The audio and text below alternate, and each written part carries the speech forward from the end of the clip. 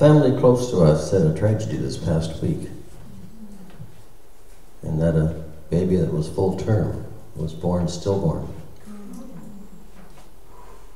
And one of the questions that always happens is the question, why? Why? Why is probably the most frequent question asked. Kids have a habit of asking it almost every second sentence. Why is the grass green? Why is the sun bright? Why do the stars twinkle? Why is it cold at night? Yes. Why do I have to eat that? Why do I have to go to school? And on a trip, of course, you're about 5 minutes into it and they say, are we there yet? Why not? Adults have just as many questions, but they're a little different. One of the questions we ask is, why are we here? Why do we exist? Science and philosophy have tried to answer that question, but to no one's real satisfaction. The Bible does answer to some degree. Bertrand Russell, who's an atheist, said this, that unless you assume a God, the question of life's purpose is meaningless. That's an atheist speaking. It says in Isaiah that for God has planted people like strong and graceful oaks for his own glory. That's taken from the Living Translation.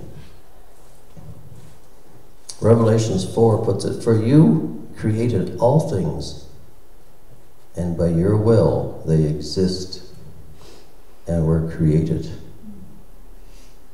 We exist for the pleasure of God.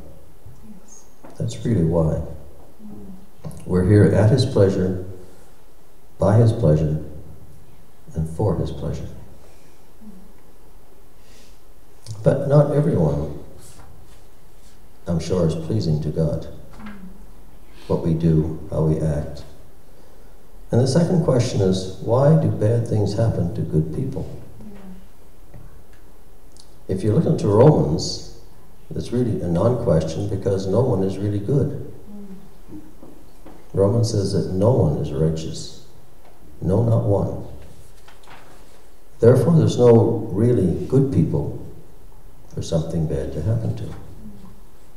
But there are people who are better and worse than others. And it says that God has allowed the sun to shine on the good as well as the evil, on the righteous and on the unrighteous. But it is true that people who do have a relationship with God and attend church on a regular basis, not just to warm a pew, but actually to attend church, do tend to live longer on average than those who don't. Psalm 92 says that the righteous shall flourish like the palm tree. He shall grow like a cedar in Lebanon. They are planted in the house of Jehovah. They shall flourish in the courts of our God. They shall bring forth fruit in old age. They shall be full of sap and green, to show that Jehovah is upright. He is the rock, and there is no unrighteousness in him. We are told that we are like branches of a vine, and that those who don't bear fruit will be trimmed. Those that do will flourish. So, why do some people live so much longer than others? I have a lady at Valley View who's going to be 107 if she survives until August. Yes.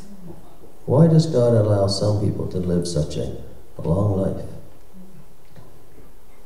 Is it to show the rest of us that such a life is possible? If we do what we're supposed to do? Is that the reason? I don't know the real answer, but it's something that we can think about. And then they have the other alternative of a stillborn infant. Why? People have asked questions like this for generations. I'm sure when Jacob heard that Joseph had been killed by wild animals from his brothers, that he asked the question, why? I was faithful to God, why? I'm sure that Job asked the question, why? Why did I lose my family, my home, my possessions, everything that I worked for? Why?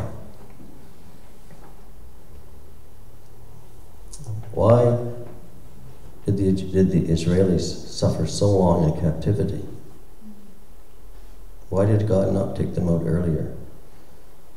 Because sometimes there's a plan that we don't see. We can't see all this. We can't see ahead what's going to happen. And sometimes it's part of a plan that's way beyond us. For it says that the things which are secret belong to God. Things that are revealed are for us. And then again, perhaps some of this is a test. Job was tested. And that's why he lost everything, because he was undergoing a test. And perhaps this little tragedy that happened could be a test. We don't know. James Vernon McGee said this. It says that when a shepherd seeks to lead sheep to better grass up a winding, thorny slope, and we're considered sheep, and we have a lot of thorns and a lot of crevices along our way.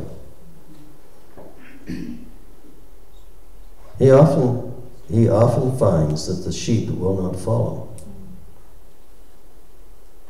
They fear the unknown. They fear the unknown ridges and the sharp rocks. The shepherd will then reach into the flock and take a lamb on one arm and another on his other arm. Then he starts up the precipitous pathway. Soon the mother sheep will follow. Yes.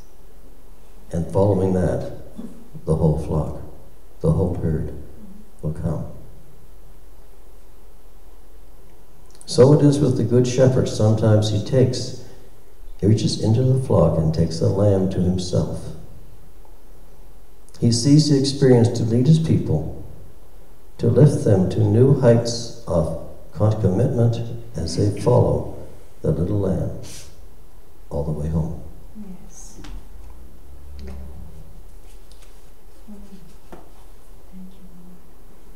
See, it's not how long you live, but the contribution you make that matters.